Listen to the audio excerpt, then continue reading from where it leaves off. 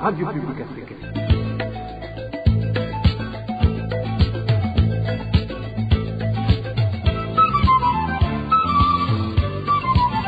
Radio Publique Africaine.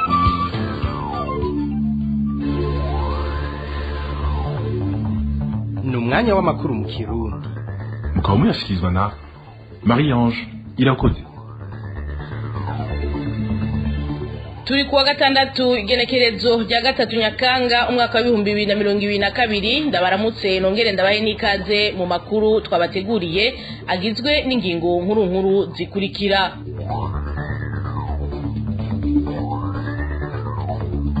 Umukuru w'igihugu yobafise amakenga yuko ashobora kubogozwa ku nguvu ku butegetsi mu mvugo ifobetse Varisito Ndayishimiye asa n'uwavuniye akagohe aboba bariko barabitegura abamenyesha ko amase ya kera atagiho mu rutaro ivyo bamwe n'abandi babona ko bishobora gusubiza igihugu mu ihumbi muraza kubikurikira murano makuru. Amakenga ni menshi ku mpunzi z'abarundi zo mu ikambi ya Nduta zaraye zatswe impapuro z'impunzi bagendera ko izo mpunzi zikabona ko atakindi bigamije atari kubatahukana ku nguvu navyo nyene twabibateguriye nayo nkuko bisanzwe ku misi yose ya gatandatu mu mpera zano makuru turabashikiriza ikiganiro ku isoko uyu munsi tukababwira ibijanye n'ingorane zugarije abarundi bahungiye mu gihugu ca Tanzania. Saya gusa hari n'ayandi twabateguriye mukanyi sase inkuru imwe mukwayo sangwa ikaze.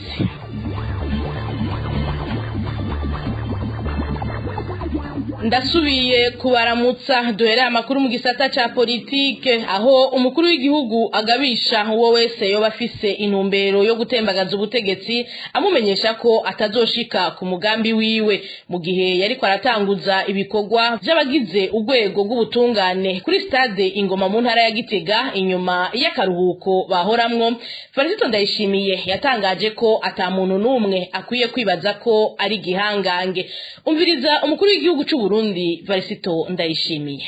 Uri umuntu usoma Bibiliya ntiwo kwigira igihangange ndabwiza ukuri. Ntiwo kwigira igihangange kuko Imana yashobora kugukubita umunsi umwe igaguhonyana n'umuryango wose abantu bagasigara bariyumvira igicumuro wacumuye bakakibura. Nk'ubwo buhangange babuhawe n'igihugu nyenega. Igihugu kiriko kiratoha nabaciye atoha aho kwemera kwicisha bugufi agaca yigira igihangange je ndakomeye ubu nta numwe akivuga mu gihugu je nije ntaga amategeko bacamanza mu bamfashe. Ndakubwira ushaka icufite ntuzosine n'igihugu. Ndabwira abantu biyita ibihanga shira hasi ibisaka vyimbwa vyahiye ntugabo no kuba umutwaro naho nyene ntugire ngo biroroshe abagwanira kwa bakuru je barantwenze muri bukamwezi maconco ragumutse kuri mwezi ati nshaka irya ntebe wicayeko aragenda amwibimbwa mwezi arumva ati naguhaye intara uratwara ati naco ntaguhaye none ushaka n'igihugu mwezi acafata ingingo atora ingabo zija kurwanya maconco none maconco atagira ivyo hari ico ari kuba yapfuye atabaye umwami muga yibaza ngo ko ari umukwe w'umwami azoba umwami kandi umwami ntaco atari yaramuhaye yamuhaye umukobwa amuha intara aratwara mugabo akaguma avuga ngo nkeneye irya ntebe yawe ba maconco nibasubiza inkota mu bwubati kuko bazopfa batashitse none umujenerali hari umuntu yomukara bagire kudetaga yera uwo muntu ninde araza ntaco duhangane kw'izina ry'Imana nzomunesha ntihagire umuntu asubira kubahamura rero nagandabwire mu Burundi ntihazopfa hasubiye kuba itembagazwa ry'ubutegetsi ntihazopfa hasubiye kuba ingwano emwe nasogokuru yabivuze Imana niyo cabona umuntu wese arotera inabi Uburundi adashaka Uburundi bw'igihugu c'amata n'ubuki esheke yamaze kuyironka nabarayandika. Varisito Ndayishimiye yamenyesheje kandi ko yiyemeje gufata mu minwe ibijanye n'itunganywa hamwe n'itangwa rya bimwe mu bidandazwa bimaze igihe kitari gito bikenye mu Burundi na cane igitoro hamwe n'ifumbire. Dusubire twumvirize umukuru w'igihugu cy'u Burundi Varisito Ndayishimiye. Tuvuga ngo tondera ifumbire ugashaka guca uyinyegeza ntuzobishobora. Tuvuga dukeneye igitoro kugira business ikogwe ukavuga ngo nakizibira ntuzobishobora. Imana nihiri ntabari bataye ucika inkokora ngo ntibishoboka mukarira mugacika inkokora ko cabonetse kandi bigisubira inyuma banka bemera igitoro nabaza kucifatira mu ntoki nta wundi ntuma umwanya nataye nidogera abandi ngo nibo banyononeye niwo mwanya nanje naciye niga ncadamenya iyo biva barazonyidogera rero bavuge ko namenje kwifatira mu ntoki igitoro ibintu byose aja ku neza y'abene igihugu nzovyifatira mu ntoki ifumbire y'amata asumira ubu hasigaye nke itarabashikira ndabizi none yari yagiye hehe hari abadandaza bari bafashe ingingo yo kuza barayinyegeza nabibonye byose umwere gihugu abuze ifumbire nzobaza umushikiranganji w'uburimyi n'ubworozi bepeyaye aho uri hose ubimenye mu ntara yawe hari umurimyi yabuze ifumbire niwe uzobiriha uzombwira igituma wayibuze iyo abantu bajeje kubikora bananiwe tuzovyikorera hanyuma basigare barapararangana je gusasavye abajeje umutekano abajeje ubutungane inkozi z'ikibi zose amategeko akore turagere bitazoshoboka igihugu kirapanze ntagire rero uzosubira kubaca inkokora kubijanye n'ivyashikirijwe n'uramutswa igihugu kubijanye n'abashaka gutembagaza ubutegetsi bwiwe umugambwe Sahwanya Frodebu wasohoye itangazo kuri wa gatandatu aho werekana ko uhagaritswe umutima kuko vyerekana ko Uburundi buri mu bihe bitoroshe. Muri iryo tangazo Pierre Claver Nahimana arongoye Frodebu avuga ko naho Uburundi buri mu bihe bigoye na cane cane mu vy'ubutunzi bari bakwiye kumenya uko bavyifatamwo neza ataguhababuka. Pierre Claver Nahimana yanagiriye ko asaba abarongoye igihugu n'abarundi bose gushira imbere inzira y'ibiganiro mu gutorera umuti ingorane zihanze igihugu. Abandi bagize ico babivuga ko nabari mu mashirahamwe adaharanira ivyicaro vya politike aho bo babona ko bitangaje kubona ko umwikeko w'abagomba gutembagaza ubutegetsi umenywa ubwa mbere n'umupasitori. Ku bwa Pacifique Ninahazwe ngo ivyo vyerekana ko uyo muvuga butumwa yatanze ubutumwa yahawe n'uwo vyega. Uyo asanzwe ari mu baharanira agateka kazina muntu yanaboneyeho akaryo ko kwibutsa ko muri kahise umwikeko nk'uwo wamye ukwegera akarambara igihugu. Tumaze imisi twumva amajambo atangaje ariko aravugwa n'abantu bo mu mpande zitandukanye bo mu mugambwe CNDD FDD, amajambo atera yumvisha kumengo hoba hariho umugambi wo gutembagaza ubutegetsi. Twaravyumvise bivugwa na Pasiteri Mbayahaga mu nyigisho za CNDD FDD yigisha ko atamahasa asangira ikibanza, akavuga abantu bahawe ibibanza bikomeye cyane mu gihugu ariko bariko bifuza kwicara ku ntebe y'umwami, akerekana ko ivyo bitoshoboka. Inyigisho zikurikira zikavugwa n'umukuru w'igihugu ukumva wonye nashimika ko hari abantu buzuye inzigo buzuye ishari Imana iri kuramubwira ko yo kwigiza kure. Mu ijambo twumvise yavuze ejo naho yaragarutse cyane aravuga ku ijambo kudeta, aravuga ko atawokangisha kudeta umugeneral, aravuga ko hari abantu mu mugambwe wiwe mu butegetsi bwiwe basa n'abariko barategura kudeta. Aya majambo aratangaje kuko bwa mbere ubwo ntivyumvikana ingene nimba ari kudeta hakaba ariko haraba amatohoza bitangura kumenywa n'umupasiteri. Ubundi pasiteri agiye kwigisha abantu babiyumvira ko ari ijambo yahawe n'Imana, ariko ubundi wamengo araje jayo matohoza kandi yabibwiwe imbere yuko aja kwigisha. Muri ico gihe biratangaje. Muri kahise ku Burundi atarakakure mbere mu butegetsi bwa CNDD-FDD twarigeze kubona amajambo benayo ivyaheza akavyara. Mu mwaka w'2006 abantu baribuka Perezida Nkurunziza aje Muyinga akavuga ibyo abashaka gutembagaza ubutegetsi, mu nyuma hakacakurikira ifatwa ry'agasakisaki ry'abantu batari bake harimwo abari baherutse kwa barongoye igihugu nka Perezida Domitiano Ndayizeye, icegera ciwe Alphonse Maria Kadege yanahohotewe bikomeye mu iperereza. Urutonde rw'abafatwa rwari rurerure cyane, harimwo abatavuga rumwe n'ubutegetsi batari bake, harimwo abo muri CNDD-FDD nyene, harimwo abo mashirahamwe yigenga n'abandi bantu batari bake. Ivyo bintu vyagiye guhagarara ari uko umuyobozi wa RPA w'ico gihe Alexis Nduhije yerekanye ko ivyo kudeta ari binyoma, ko ubutegetsi atabimenyetso na bimwe bufise bishobora kwerekana ko hariho umugambi wo gutembagaza ubutegetsi, kandi no mu butungane vyahavuye biboneka ko vyari binyoma. Pacifique Ninahazwe yanasavye kandi umukuru w'igihugu gutomora amajambo ashikiriza kuko biheza bigashira abarundi mu ruhagarara. Twongere dukurikire Pacifique Ninahazwe arongoye ishira hamwe Fokode. Amajambo benaya iyo tanguye kuvugwa ibintu bikavugwa bidatomogwa nta wigera amenya ico bigamije icarico. Dushobora gusanga Perezida Ndayishimiye hariho abantu ashaka kwikurako abona ko bamugoye, abo bashobora kuba bari kumwe mu butegetsi bwiwe nk'uko bashobora kuba bari no mu batavuga rumwe n'ubutegetsi bwiwe. Rero mu gihe bidatomowe ivyo bintu bizana ubwoba mu gihugu, bikazana ukwikekana, abantu bakabaho batazi vy'ukuri ivyo bintu bigira bibe. Ntivyumvikana ko umukuru w'igihugu aja mu vyo kwidoga ibijanye n'amakudeta kandi afise inzego zikora amatohoza. Twari kumva babwira abarundi vy'ukuri ivyo ari vyo bagatomora bakareka kuvugira mu ntamatama. Na ivyo kutubwira ngo nta mu generale akangwa na kudeta, erega kudeta zikura aba generale nyene. Hari uwo kwibagira ko Lieutenant General Michel Micombero yatembagajwe ari generale hakaza ubutegetsi bwa Colonel Bagaza. Rero aba generale baratembagazwa n'amakudeta, ahubwo nibaza nituze mu gihugu batore umuti bakureho iyi myidogo yuzuye mu Barundi ibibabeshaho byananiranye ubuzima bwanse mu Burundi. Abarundi bakeneye umuti ku bibazo bihambaye bafise, ntibakeneye ibiza kubasamaza ngo haraje amakudeta canke ntihazoza amakudeta. Bakeneye inyishu ku bibazo vy'ubukene byananiranye mu Barundi.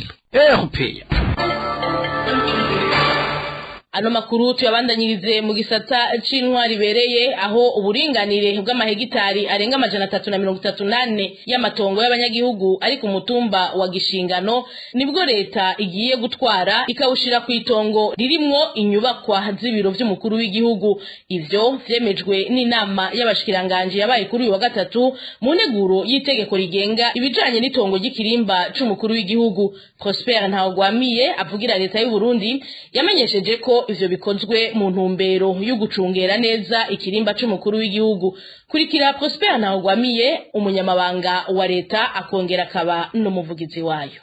Kwigenekerezo rya 23 ruhesha umwaka wa 2016 haratewe umukono ku itegeko nimero 100/128 ritangaza vy'ifata kibanza kwitongo rifise uburinganire bwa hegitari 200 riri ku mutumba wa Gasenyi, komine Mutimbuzi, intara ya Bujumbura, rigenewe kubakwamwo ibiro vy'umukuru w'igihugu, rikenewe ku nyungu ya bose. Iryo tongo ryari ry'abene gihugu, ibijanye n'umuzibukiro vyarizwe amahegitari 40 araronkegwa umuzibukiro, 160 nayo akaba atarawuronswa. Hamaze kwihwezwa iryo tongo ingene ringana, abajejwe vy'umutekano babonye ko ridakwiye kugira ngo ingoro y'umukuru w'igihugu icungerwe neza. Bashikirije ko amatongo ari kuducimbira iremba na Karama kiri ku mutumba wa Gishingano ku buringanire bugera gato hegitari 334 yojamwo. Nico gituma integuro ishikirijwe mu nama shikiranganje. Inama shikiranganje imaze guca hirya no hino iyo nteguro yarayemeje nayo amafaranga angana n'imiliyoni 120 z'amadolari y'abanyamerika niyo agiye gukoreshwa mu mugambi wo gusanura no kwagura amabarabara mu Burundi. Uwo mugambi ukaba ufashwe mu mugongo ni banki y'isi yose nkuko bibandanya bishikirizwa na Prosper Ntawugwamiye avugira leta y'u Burundi.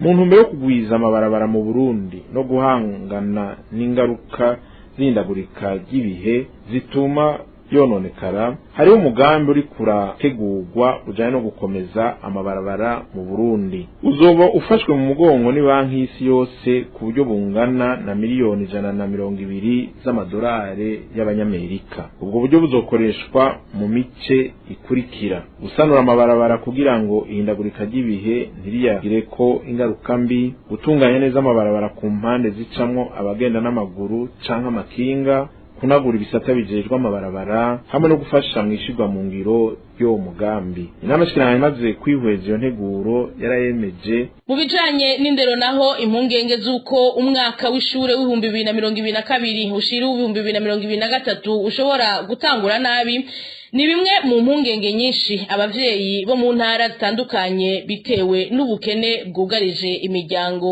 bafise.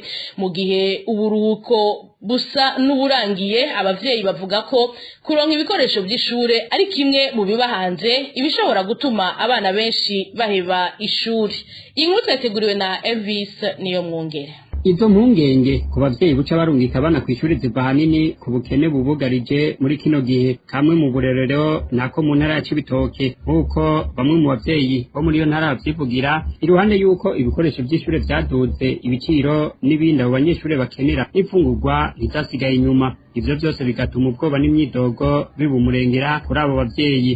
uyu n'umwe muri bo. biratse ko birashobora kugorana kubera ko abantu barakenye benshi nta buryo abanyagihugu bafise benshi bararira kubera ibintu nyine by'ihindagurika by'ibintu biguma bizimba mu gihugu kuraba ikiguzi c'amakaye kaba ku isoko ibiribwa umuntu afite nk'abana 3 4 5 ashobora kwigisha urabona ko ashobora kuba incapable niyo myidoga. Zimwe mu ngaruka z'ubwo bukene bwugarije abavyeyi kuko babandanya bavyigana n'uguheba ishure kwa bamwe mu banyeshure kuko bigoye ko batonda kw'ishure ataco batondanye. Sana ko tudabando irashobora kuba nyinshi cyane barahora amashuri y'imyaka iheze muri batazoronka uburyo bwo kujya ku mashuri afite twashatse kuvuga abana batazoshobora kuja gutangura ishuri ego ko ndaze kutufasha hariya mu Cibitoke no kubundi mu Kirundo yani presque turoke biragaragara neza iraboneka kandi c'est fort possible ko tudabando ishobora kuba nyinshi cyane. Uretse aho mu ntara c'ibitoke ico kibazo c'ubukene bwugarije abavyeyi kiratari hake mu gihugu na cane cane muri kino gihugu ca barungika abana kw'ishure. Ivyo rero bikaba bishobora gutuma ahatari hake hazosubira ku mashure abana bari ku rushi. Arakoze Elvis niyo mwungere mu makuru avugwa mu mibano. Ikiraro cyo kuruzi Nyamagana gihuza amakomine ya Rugombo na Mugwi mu ntara ya Cibitoke gishobora kubomoka umwanya wari wo wose hamwe atacokogwa.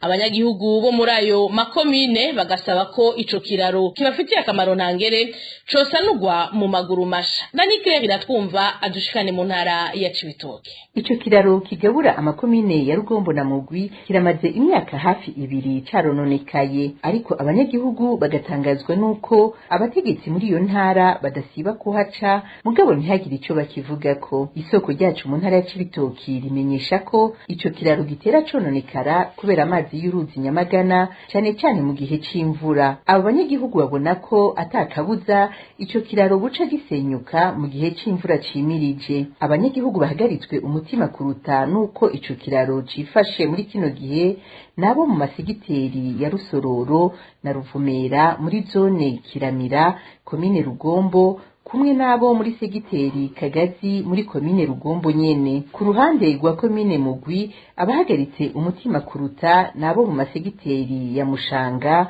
na Rwiri muri zone Buhindo. Kubw'abanyagihugu rero zimwe mu nkurikizi zoshika mu gihe coba gisenyutse nuko abanyagihugu bo muri ayo masegiteri bohava bagira ingorane zaho baca mu gushora umwimbu wabo muri komine Rugombo canke abandi baja gusuma. Isoko ryacu ryemeza ko ayo masegiteri abiri yo muri komine Mugwi ariyo avamwo umwimbu w'imyumbati, ibitoke hamwe n'inanasi bishogwa muri komine Rugombo. Ivyo bitabonetse muri komine Rugombo ingorane z'ibifungurwa zoba umurengera nk'uko bivugwa n'amasoko yacu. Byongeye abanyagihugu muri ayo makomine abiri babona ko hamwe ico kiraro cosanurwa vuba hokoreshwa uburyo buke kuruta uko bokwiyumvira kugikora camaze gusenyuka. Bagasaba abajejwe intwaro n'abegwa n'ivyo bikorwa kugarukira ico kiraro muri iki gihe imvura yimirije gutasura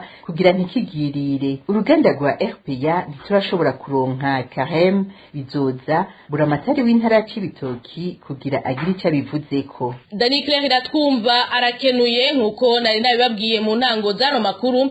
Inyuma y'uruhigi kubadandaza b'impunzi z'abarundi bari mu ikambi ya Nduta mu gihugu ca Tanzania kuri uyu wa gatanu bamwe mu bafashwe baramaze kurekugwa, ariko abafashwe bose baciye bakwa ivyangombwa bibaranga nk'impunzi. Ivyo rero bikaba bihagaritse umutima impunzi aho bibaza ko vyoba biri mu mugambi wo kubatahukana ku nguvu. Idonido na Eric Niyonzima. Urongoye ikambi ya Nduta azwi kw'izina rya Makazi nkune wategeka ya polisi gufata impunzi kubabuza kudandaza kubambura ibidandazwa amakinga. Ivyo rero biri mu vyo warongoye iyo kambi ya Nduta yoba yarasezeranye n'abategetsi b'u Burundi kugira ngo izo mpunzi zigondozwe zitahe. Abafashwe bose rero kuri uno wa gatanu mu ruhigi rw'abadandaza utuntu two gufungura kwibarabara bakaba baciye bakwa ivyangombwa biranga impunzi kugira ngo bandike nimero zavyo nk'uko yabisigura. Bamwe barabarekuye abandi ntibarabarekura. Nta n'ikindi naco kinateye ubwoba nuko bavuye babafite ifomu baca bandika amafomu yabo nimero za computer baca baziyandika bakazisigarana. Numva nta wuzi ico biba bigamije ivyo bintu vy'uko baca bakwaka ifomu bagasigarana nimero zabo za computer. icyo nicyo kintu twumva umengo kirateye amakenga cyane. Muri kino gihe rero ngo impunzi yose irinze ishika ku gipolisi isha yakwa ivyangombwa imbere y'ibindi vyose. Ubafasha so ushobora isaburo ifumasi no kuvuga ngo ni kuri ivyo vyo mw'isoko gusa bakwana akantu uteye igitomba zina akantu kose bakwagirije ukarinda umanuka ku gipolisi utegerezwa gusigayo inimero zawe za kompiyuta. Uwo ari we wese arinze abamanuka ku gipolisi ategerezwa kuva bitanze izo nimero. Ivyo bintu birateye amakenga ntawuzi ikintu bigamije ico. Impunzi z'abarundi mu gihugu ca Tanzania zibandanya zitera kamo ishirahamwe HCR na leta ya Tanzania guhagarika agatotezo bagirirwa uko bukeye uko bwije. Eric Niyonzima tugukengurukire mu buhinga bw'ivyuma batumirira amate duhereze aya makuru ku kiganiro kw'isoko. Nuko bisanzwe ku misi yose ya gatandatu igice ca kabiri c'amakuru cahariwe ikiganiro kw'isoko. Uyu munsi tukaza gushimikira ku ngorane zihanze impunzi z'abarundi ziri mu gihugu ca Tanzania. Kino kiganiro mugishikirizwa na mugenzi wacu Emile Nibasumba.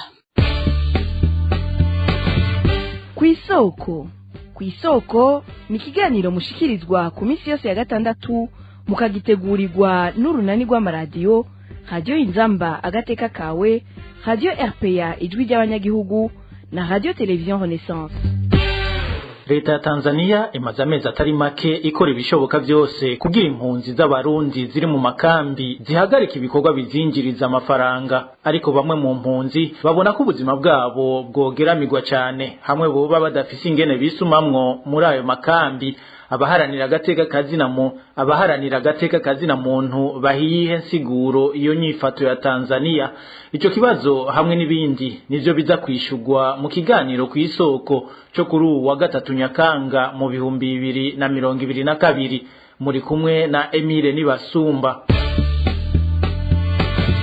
Mu ndwi iheze igihe urongoye igisata ca ONU kijejwe impunzi Filippo Grandi yari yagendeye ikambi ya Nyarugusu, kimwe mu bibazo nyamukuru impunzi zamutuye kwari uko bozireka zikagira urudandazwa kubera ko zidashobora gutungwa gusa n'ivyo zihabwa mu ikambi. Naho Filippo Grandi arongoye HCR kw'isi yemeye kubivugana n'abategetsi ba Tanzania, ntivyabujije ko kuri uwa kane abapolisi bazinduka barabomora bakongera bagaturira udusoko duto n'utuguriro mu ikambi ya Nyarugusu. Impunzi zivuga ko ivyo vyabereye ku ruhande rubamwe abarundi gusa. Polisi bazindutse bariko baraturira ibitanda mw'isoko babomora bose bakababomaguye kwe nabagihura bariko barakamera abafashwe bari bane mugabo baciye barekugwa, ariko amakuru twakuye Nyarugusu avuga ko igipolisi cafashe telefone ngendanwa zabo bagirijwe gufata amasanamu. Icegera cy'urongoye urunani rw'abaharanira agateka k'impunzi Leopold Sharangabo asigura gute iyo nyifato ya leta ya Tanzania.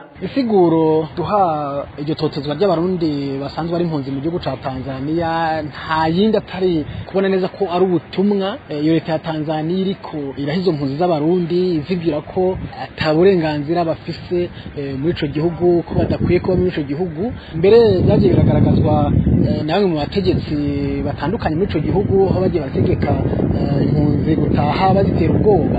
Ahantu utanga nk'akarorero nk'uje wisata cy'impunzi mu bushikiranganje bw'intwara hagati mu gihugu Sudi Mwakibasi yaramaze igihe agendera amakambi y'impunzi ategeka impunzi gutaha azitera ubwoba. Mbere hagira n'igihe hasaba amashirahamwe atandukanye akorera mu makambi y'impunzi ari muri ico gihugu gukora ibishoboka byose bagahagarika imfashanyo zose ku mpunzi z'abarundi kugira ngo barabe ko izo mpunzi zifata inyigo yo gutaha. Ivyo kandi biba mu gihe impunzi z'abanyekongo zisanzwe ziri mu kambi y'impunzi y'Inyarugusu zibayeho amahoro. Ubwo rero ni ibintu byerekana neza ko ari umugambi wateguwe n'ikimenyamenya nuko ivyo bintu bikorwa atacamira, bikorwa atawuvuga.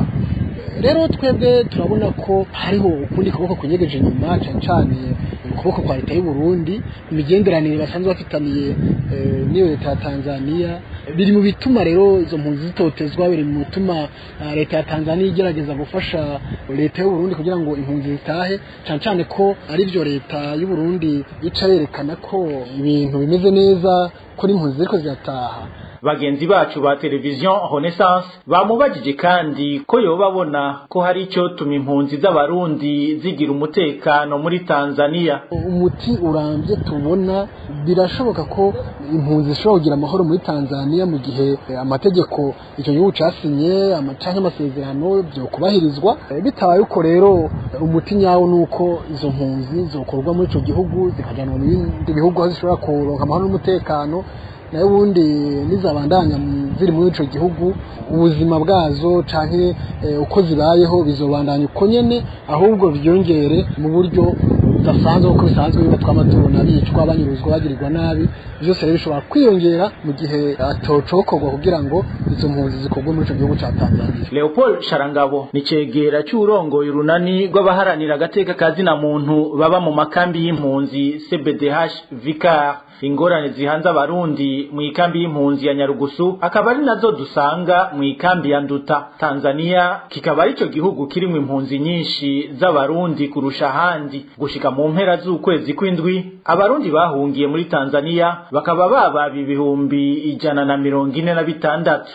Aha akaba ari naho tugarukirije ikiganiro ku isoko cyo kuwa 3 Nyakanga mu 2022. Mwari kumwe na Emile Nibasumba. Ndabakengurukiye mwese mwaduteza abiri naho ubutaha. Cyari ikiganiro ku isoko. Arakoze Emile Nibasumba. Nino ngaha makuru mu Kirundi yo kuri uyu wa gatandatu igenekerezo rya 3 Nyakanga umwaka wa 2022 agarukiye.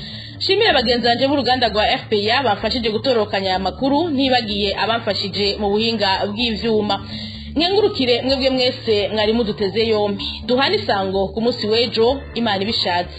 Marie-Ange Irakoze nije twari kumwe kuri mikro, ndabikebanuye ndabifuriza imigisha n'imihezagiro biva kuri ndiho n'agahwani.